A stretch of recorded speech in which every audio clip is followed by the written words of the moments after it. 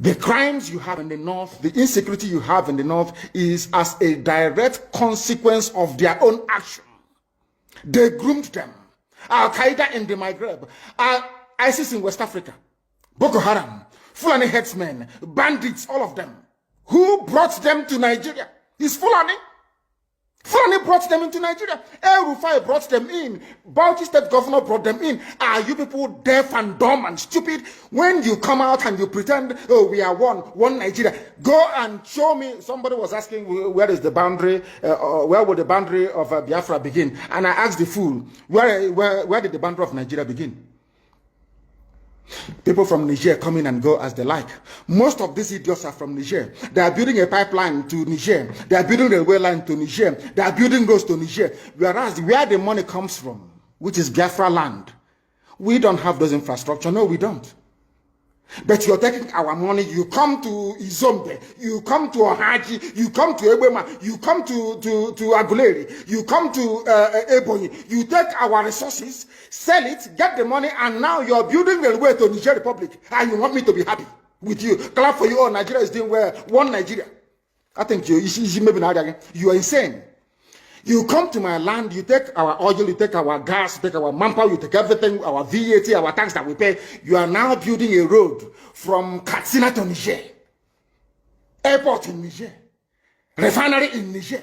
You take oil, crude oil from my land, you take it to Niger, you refine it, you bring it back to me as a refined petroleum. Or as PPS as you call it. And you're telling me that that country is viable. You're telling me that Nigeria should be supported. We are in one Nigeria. We are not going anywhere. And you're dying every day. Because those that they appointed to speak for you, they gave them money and positions. So that they will come out on the pages of newspapers to give the world the misleading impression that everything is okay, when things are not okay.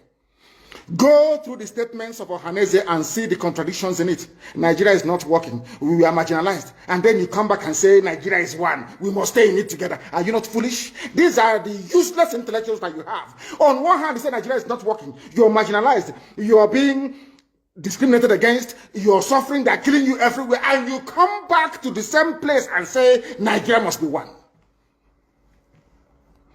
Had Nigerians gotten together to say they want to be part of this useless contraption, that's entirely their business. I'm a Democrat, I've subscribed to it. But have you asked yourself this question? Why is it that all those asking you to remain in one Nigeria has something to gain from Nigeria, or they have benefited in the past? Nothing more, nothing less. I saw the letter that Atiku Abubakar wrote to President Biden. In it, Atiku Abubakar said to come and help us fight terrorism, in order to ensure that there will be no regional destabilization. That is their game plan at the U.S. State Department for very many years, until we stepped in. They keep trotting out these lies. Once Nigeria breaks up, there will be destabilization in the entire region. I said it because you don't understand African history.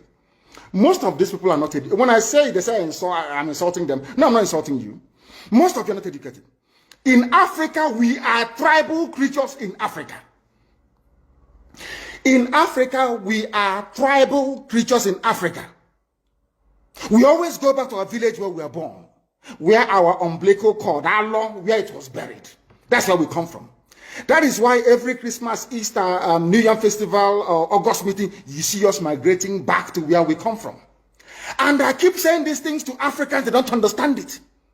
They don't understand it. Everywhere in Africa during Christmas, if you like, be in South Africa, if you like, let it be in Kenya, let it be in Rwanda, everybody from the capital goes to the village. If you go to Accra, the same thing happens. This past Christmas, if you like, go to Cotonou, go to Yaoundé in Cameroon. Everybody living in the capital cities of Africa, they go back to their villages. They go back to their tribes where they come from. Do they do that in the Western world? During Christmas, these people migrating from, oh, I come from Florida, I'm going to Florida. No, you don't. Because people come from where they are born. We come from where our ancestors were born. That is the difference between black people in Africa and those from Europe and other parts of the world. We come from, so if you ask somebody, where do you come from? He or she will mention their village. That is what makes us Africans. Very, very unique. If you destroy that, you're finished as a people. In Africa, we are tribal. First and foremost, we belong to our tribe where we come from. That is why our people need to appreciate this. Very, very critical. That Africa is restructured to recognize where people come from. All these artificial creations by Europeans, Nigeria, this and that, all that rubbish. That is why you can never ever make any progress for the next 6 billion years. You can never ever make any progress in the zoo. Why is it, if we are not tribal, why would a whole presidency come out, Fulani presidency come out and say, we are defending Fulani headsmen? A presidency of the whole of Nigeria, so to speak. It is because by instinct, we are tribal beings in Africa. That is why Nigeria is unsustainable. That is why the man from Insecurity has to vote to say, this is where I want to belong to. That is why referendum is the only way forward. That is why Africa is poor. Africans must recognize that this is who we are. You cannot live in Lagos if you're an Igbo man during Christmas and start traveling to Sokoto. It's impossible. You must go to Igbo land.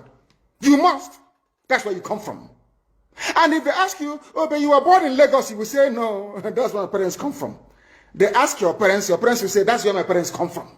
They will keep going back until they get to perhaps the 100th generation. That is who we are. And nobody can change it. We are not born on the streets. Some people were born along Ijora or Kota Highway in Lagos. Maybe they are from Urobo. You ask them, where are you from? They say, I'm from Urobo. But I was born in, but this is where I come from. That is who we are. That is why all these useless, idiotic countries created in Africa cannot survive. It can never ever survive. And how do we stop it? Only a revolution can stop it. Only a revolution. If you like, keep postponing it. If you like, keep putting it off forever and ever.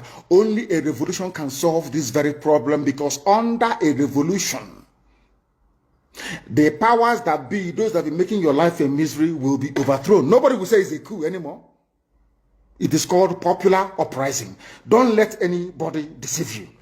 Don't let anybody deceive you.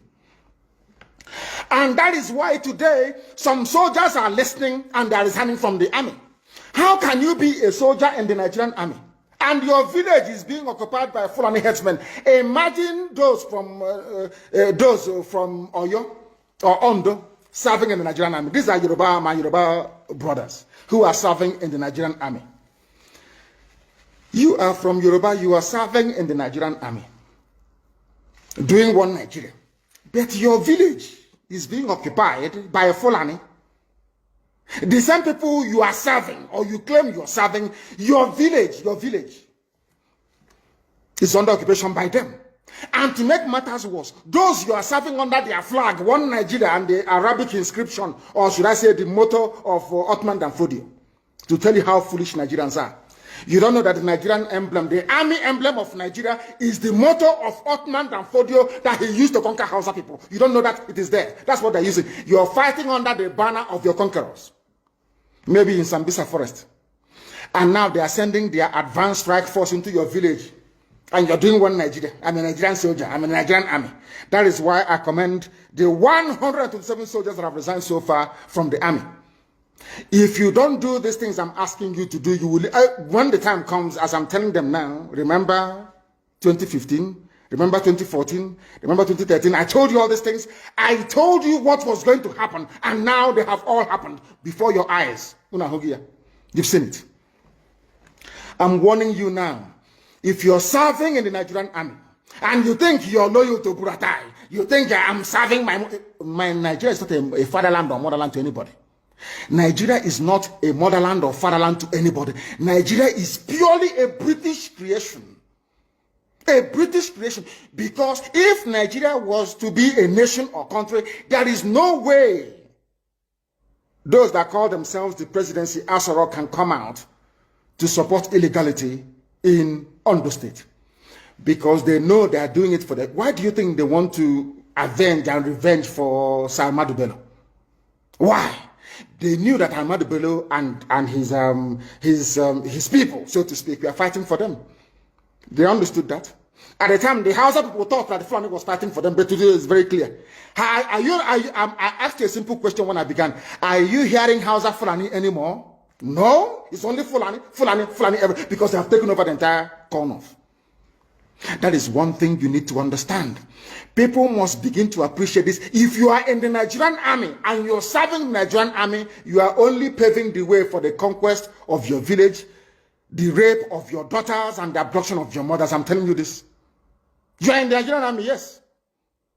But what the Fulanis have got in store for you is to overwhelm and to conquer you.